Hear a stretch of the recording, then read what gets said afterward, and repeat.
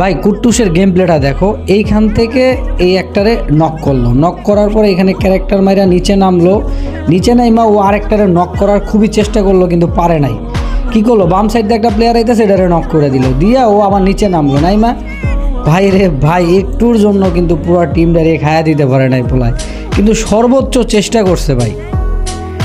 বাংলাদেশে এরকম প্লেয়ার অনেক আছে যারা আসলে হাইলাইট না, তাদের গেম প্লে আসলে তেমন একটা হাইলাইট না, কিন্তু ভাই মারাত্মক লেভেলের কিন্তু এই জায়গায় একটা গেম প্লে দিছে কুট্টুস, ঠিক আছে।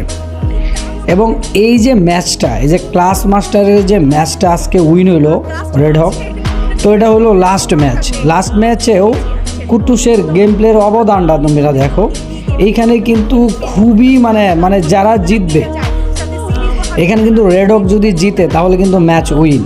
সো একটু দেখা খেলার ট্রাই করতেছে এখানে, কিন্তু কুট্টুস দেখছো একদম এই যে পিছন দেওয়া ঘুরছে, ঘুরে কিন্তু লগে লগে এই যে নক করে দিল ভাই।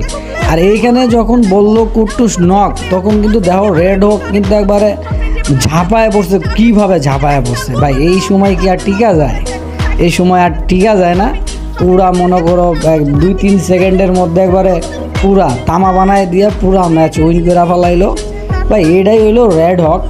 কারণ রেড হকে প্রথম যে ম্যাচগুলো খেলছিল, আমি তখন ভাবছিলাম যে নকশেস ব্লেড মনে হয় গান্ডুমার একটা হারবো, কিন্তু না ভাই, পরবর্তীতে নকশেস ব্লেড যে একটা কামব্যাক দেখাইছিল, এটা আসলে স্মরণীয় ভাই, একদম স্মরণীয়।